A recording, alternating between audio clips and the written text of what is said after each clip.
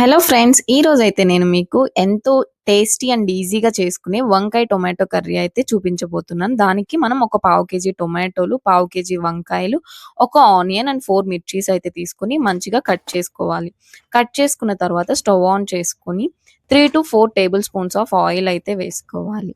Oil heat ఎక్కిన తర్వాత మనము తిరగమాత కోసం ఆవాలు, పచ్చిశనగపప్పు అండ్ మినపప్పు వేసి తిరగమాత అయితే పెట్టుకోవాలి.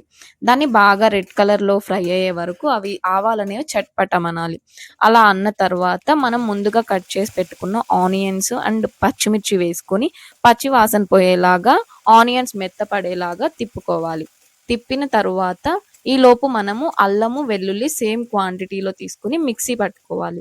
సో, నేను ఒక టేబుల్ స్పూన్ ఆఫ్ అల్లం వెల్లుల్లి పేస్ట్ అయితే ముందే వేసి ఫ్రై చేస్తాను. ఎందుకంటే అల్లం వెల్లుల్లి పేస్ట్ ముందు వేయకపోతే ఏంటంటే తర్వాత ముక్కల్లో వేస్తే కొంచెం పచ్చిగా అనిపిస్తది. సో, నేను ఇప్పుడే వేసుకొని ఒక టేబుల్ స్పూన్ తీసుకున్నాను. పావు కేజీకి ఒక టేబుల్ స్పూన్ తీసుకున్నాను. మీరు half KG tomato, half KG వంకాయ అట్లా ఎక్కువ క్వాంటిటీ పెంచుకుంటుంటే దాన్ని బట్టి మీరు ఇంక్రీజ్ చేసుకోండి అల్లం వెల్లుల్లి పేస్ట్. వంకాయల్ని కట్ చేసుకొని విడిగా పెట్టమాకండి. సాల్ట్ వాటర్‌లో వేయండి వంకాయలని. అప్పుడు వంకాయలేంటంటే కలర్ చేంజ్ అవ్వకుండా ఉంటాయి. లేకపోతే వంకాయలు బ్లాక్ కలర్‌లోకి చేంజ్ అవుతాయి. సో, చూడండి నేను సాల్ట్ వాటర్‌లో వేయటం వల్ల వంకాయలనేవి కలర్ చేంజ్ అవ్వలేదు. అల్లం వెల్లుల్లి పేస్ట్ ఆ వంకాయ ముక్కలకి పట్టేలాగా మంచిగా కలపండి. కలిపిన తరువాత వంకాయలని వాటర్ ఏం అవసరం లేదు. మనం తర్వాత టొమాటోస్ ఏస్తాం కాబట్టి ఆ టొమాటో వాటర్‌తోనే వంకాయ అనేది బాగా మగ్గిపోతది. అండ్ ఒక 5 మినిట్స్ ఆగిన తర్వాత వంకాయల్ని ము బాగా తిప్పుకోవాలి మూత తీసి. కొంచెం వంకాయలు లైట్‌గా ఆయిల్‌లో ఫ్రై అయినియి అనుకున్నప్పుడు మనం ముందుగా కట్ చేసి పెట్టుకున్న టొమాటోస్ అన్నిటిని వేసుకోవాలి. ఈ టొమాటోస్‌లోని వాటర్‌తోనే కర్రీ అనేది ఉడికిపోతది. కొంతమందికి బాగా గ్రేవీగా, జ్యూసీగా ఇష్టపడతారు. అలాంటి వాళ్ళేంటంటే టొమాటో, వంకాయ అనేది కొంచెం మగ్గినాక కొంచెం లైట్‌గా వాటర్ అయినా యాడ్ చేసుకోండి. మనం తగినంత సాల్ట్ అండ్ నేనేంటంటే హోమ్‌మేడ్ కారంనయితే యూజ్ చేస్తున్నాను తగినంత. మీ ఉప్పు, కారం మీరు తినేదాన్ని బట్టి అడ్జస్ట్ చేసుకోండి.